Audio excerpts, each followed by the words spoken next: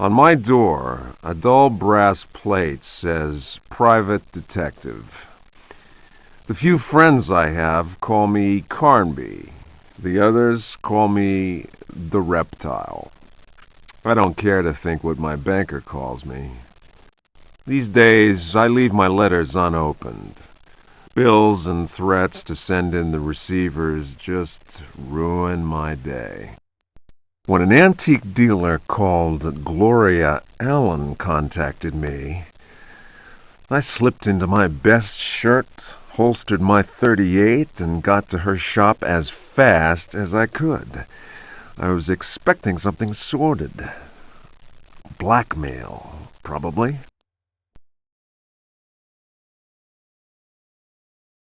Boy, was I wrong. What I was asked to do was visit a property called Dersetto and find a piano in the loft. It was an old piano with secret drawers. The kind people who buy stuff in antique stores go crazy over. The Dersetto house is supposed to be piled high with classy junk. Furniture, books, paintings. It looked like whoever owned Dersetto was about to get cleaned out. I was going to bring up the subject of money when Gloria Allen handed me $150 and a key. I kept myself from grinning at the thought of my banker's surprise. He doesn't like his victims getting away. I looked over a copy of the police report. The former owner of Dersetto, a guy called J. Hartwood, had hanged himself in the loft. The coroner concluded it was a clear-cut case of suicide. I promised Gloria Allen I'd give the place a look over. My report will be ready in a couple of days. I've been reading up on the history of the old house. It's the kind of place ghosts run away from in terror. Grisly murders, curses, lunacy. Luckily, devil worship makes me smile, so this is my idea of a paid vacation.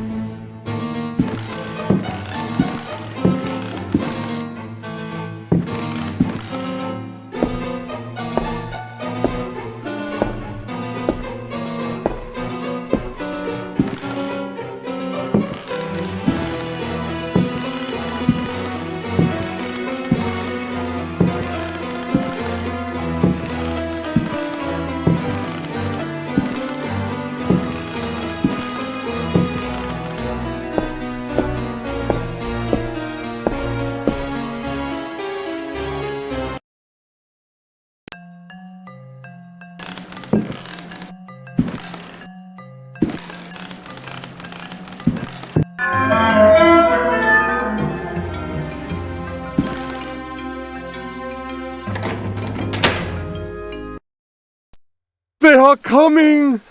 I have freed hellish forces, and now the price must be paid. Derceto is the prey of evil. The sun has set. They will find my body, but will not have my soul. I can imagine the master's fury and the terror in the hearts of his slaves. I hear their footsteps. Some may understand what I have done. May God forgive me. Farewell, Jeremy Hartwood.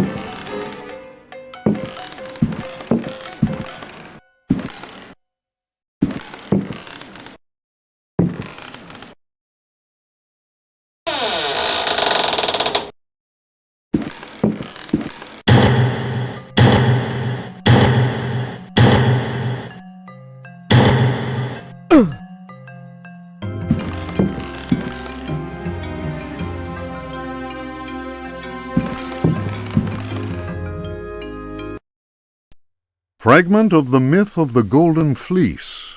Translation Edouard de Villeban. Hesperides Publications. Then Perseus came across Ichios, who had been turned into stone. He spoke to his companions and said, "Beware of the Medusa. He who looks into their eyes is doomed to the same fate as that which befell poor Ichios, and will never more set eyes on Seriphos." "Must we go blindfolded?" asked Eumolpus. "Take up your bronze shields and polish them until they flash in the sun," answered Perseus. "Fill your hearts with courage. May Artemis guide us as though we were an arrow from her quiver." But Eumolpus was not satisfied. "Why do that, Perseus? Is 3 inches of sharpened metal not enough to destroy these accursed creatures?" Then Perseus drew his sword, which shone and glittered in the sun, and with it he dazzled Eumolpus. "Now what can you see?" the companions of Zeus' sons laughed. "Let us set to work, so that our shields may shine like mirrors."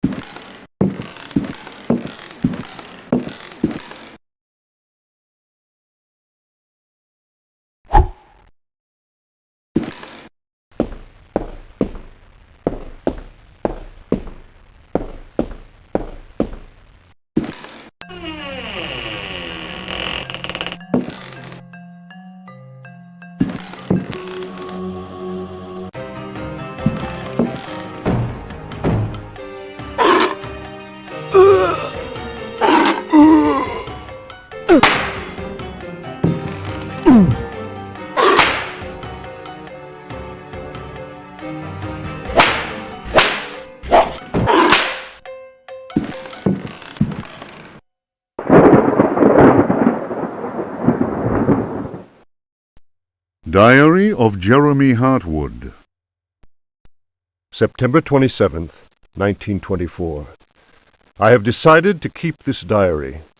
Too many inexplicable events have taken place recently. Never have dreams so haunted my every waking moment. Perhaps my romantic mind was too dull, and has only now woken up to these new paths and visions.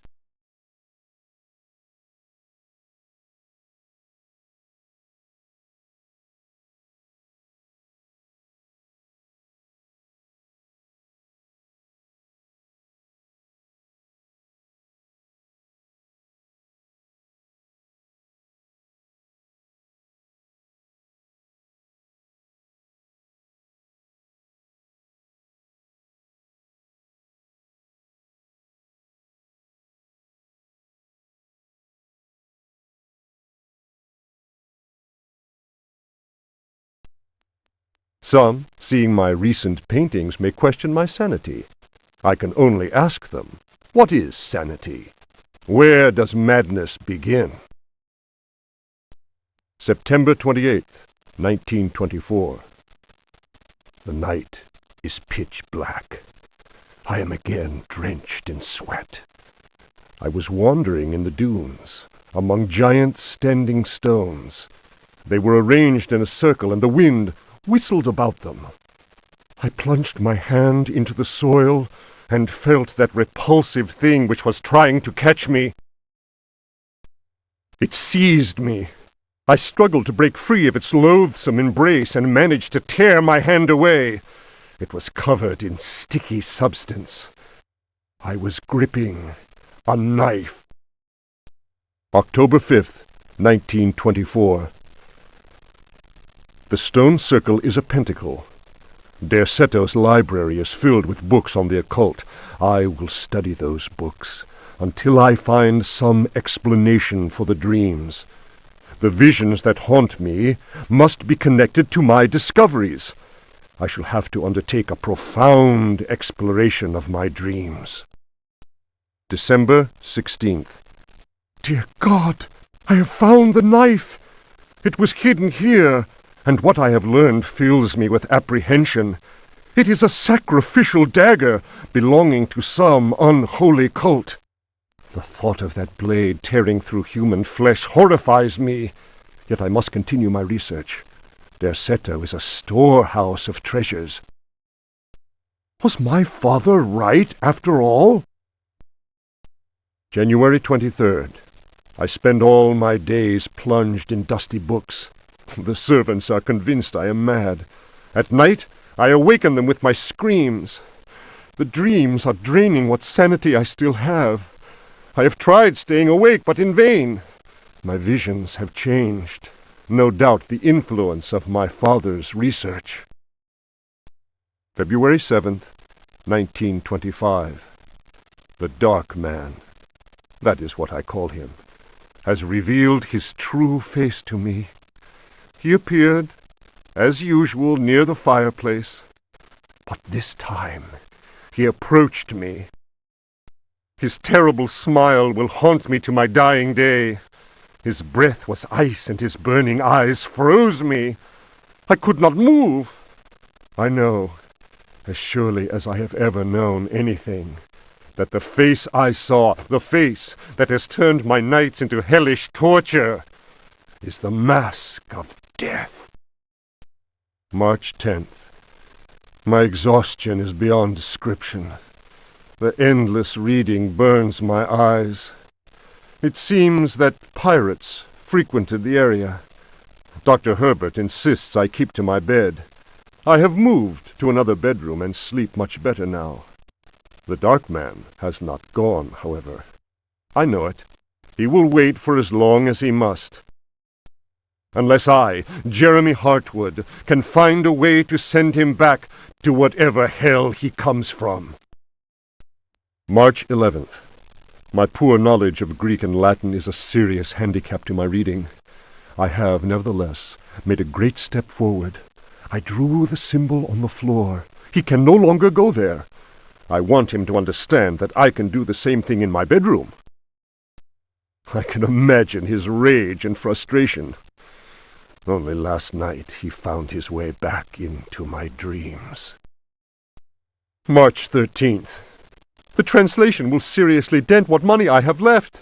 I cannot paint. My pictures are clearly the work of a lunatic. The collector Thornhill's embarrassed smile was proof of that. March 29th. He has come back. He found the door to my dreams. I am too weary to attempt any defense. I have no strength left to fight, and he knows it. He considers me dead already. Could I possibly? March 30th. How ironic! The cave my father sought for so many years is here, beneath the house. Waits. The butler discovered a crack in the cellar wall. A breeze blows in through it, icy and repugnant. I am filled with horror at the thought of my father dying in this place. I will carry to my grave the vision of his face contorted in the agony of that fatal heart attack. His body was twisted. He had wept. His fingernails were torn and bloody from scrabbling at the floor. Dr. Gray concluded that death had been due to a heart attack. It was Waits, who some time later was informed that my poor father had in fact bitten off his tongue and choked on his own blood. March 31st. I explored the caverns in a dream.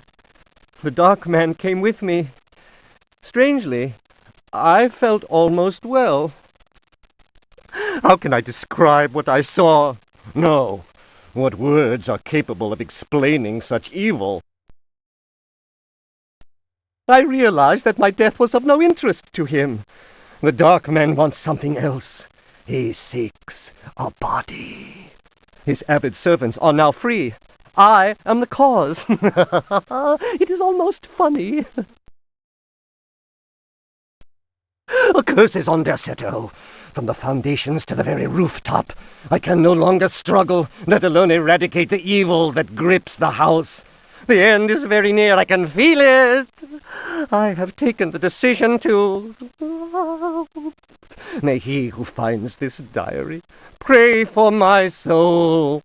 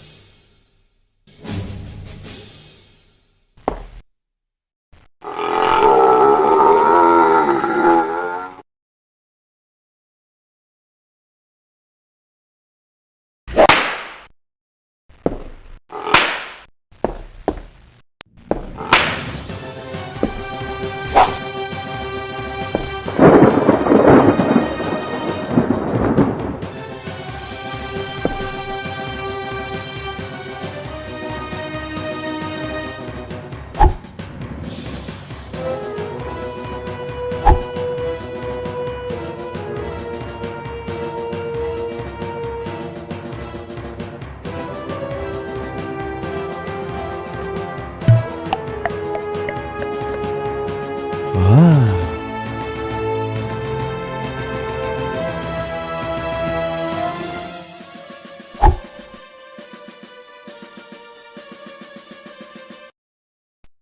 A Brightness from Afar by Lord Boleskine, an account of his celebrated voyage to New England, 1824, Alistair Publications, Cambridge.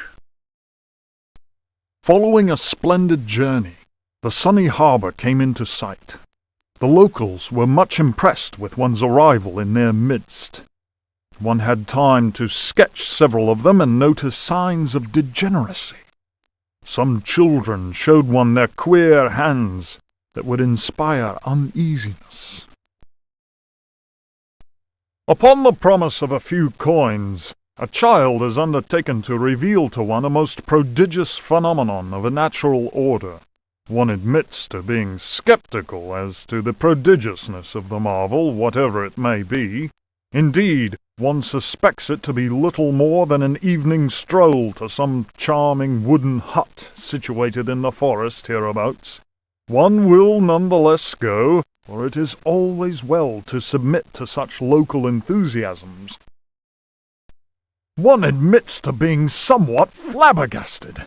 The Milky Way shone like the fires of the apocalypse from the inky celestial vault.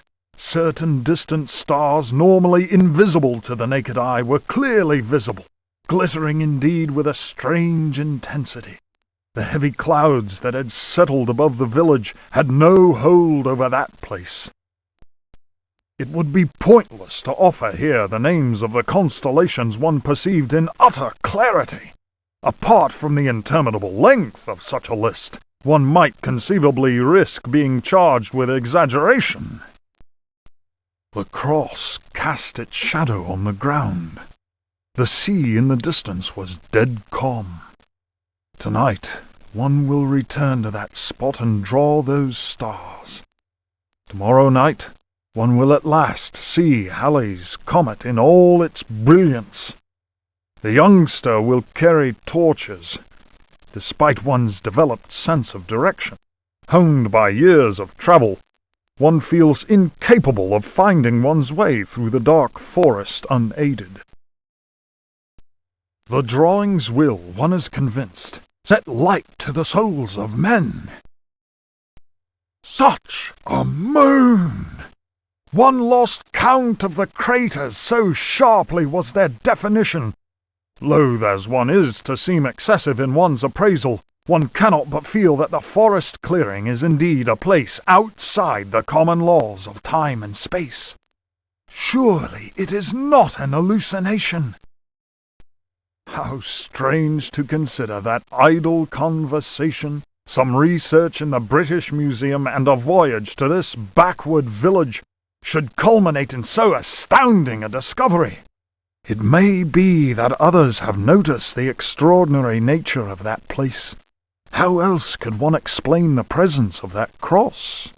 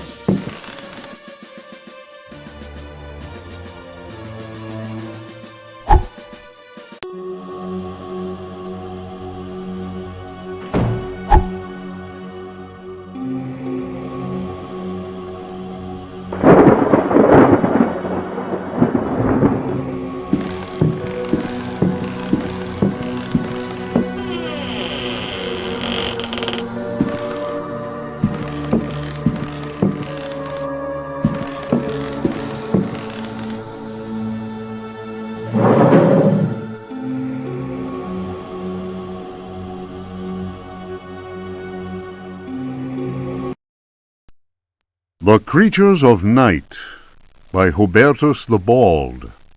Translated from Latin by his brother in prayer, Fratre Johann Marcus. Of monstrosity. You who read me know that night engenders monsters, and that night creatures exist. The accursed book of Abdul al-Hazred is clear on this matter. That is not dead which can eternal lie. Unhappy he who knows that book. Unhappy he whose eyes alight upon that foulest of texts. Unhappy he who implores the standing stones, for he will free the powers of darkness. Of the pit. Stagnant waters are like the memory of men. Beneath the surface calm, clawed beasts await, and are known to initiates as the deep ones. Awaiting his prey, the deep one seizes him and drags him down to the abyss, where Dagon, the cruel god, swims and reveres him whose name may not be pronounced. Of libraries. Unhappy he who frees the prowler. Unhappy he who meets the prowler erring among the books. He generates the vagabond that comes from other spheres. He believes the vagabond does not exist. He will feel the embrace of death, for in the eyes of the vagabond, books are no more than dreams, stone no more than wind. The vagabond knows how to take the breath of the reckless. Of strife. He who speaks does not know, and believes he is able to kill the creatures of the night. Folly. Evil is conjured up by science and secrecy. He who prowls among books will perish by the blade. He who flies in the dark caverns will scream in fear. He who swims in the depths will evaporate. But he who believes he knows nothing. He who knows says nothing. Of death. There are domains more terrible than death. That is not dead which can eternal lie. Each creature is conjured up and is not dead, but returns to the origins. A monster, a science. Steel kills the vagabond who never dies. Translator's note. Here ends the manuscript of Hubertus, who died in the library of the convent of Teruel in the year of our Lord 1666. Requiescat in pace.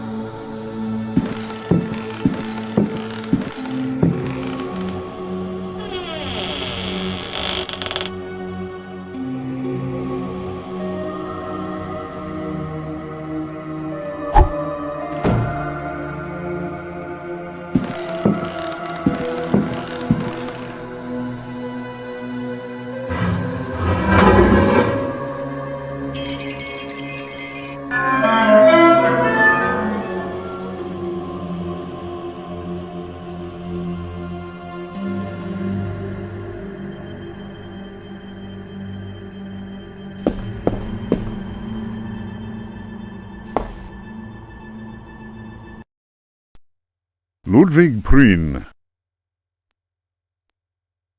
De vermis mysteriis. Nomine invocatoris, si non sanctificatus es, cave. De vernis mysteriis non absolvo folem legendum fatum et eum versus. Tibi magnum innominandum signa stellarum nigrarum et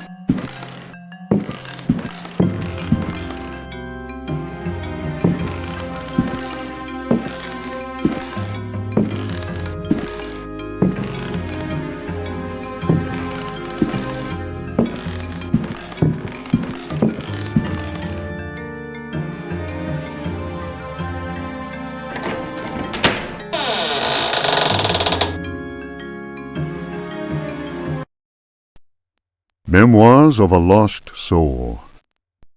The mask must fall. You who discover this manuscript, understand this. I am here at your side. I am waiting in the darkness of my crypt. Soon you will belong to me. One of my slaves wrote this document. I have lived for 3 centuries, and my name is Ezekiel Prext, or Elijah Pickford. You may choose which to call me. I do not hide out of fear. My power is immense. I have sailed the 7 seas. My ship, the Astarte, spread terror through all the continents. The corsairs judged me like the Welsh judges of 1620, but they could not destroy me, and neither could the pirates. Now I am immobilized. Damned Yankees! Witchcraft, voodoo, and the Cthulhu cult. I know them all. I have reigned and implored the stones. Only the Chthonian haunts the cavern and resists me, but he dare not attack. I have need of a living body to regenerate myself. The Heartwoods managed to escape from me, but you who are reading these words, you will yield to my embrace. I hear your ragged breath and smell the stench of your fear. I have vanquished death. I built Deseto. I know what it is to wait. Cthulhu helps me. My servants will lay you upon the sacrificial stone. My roar will rend the night. You will be mine, and I shall reign once more.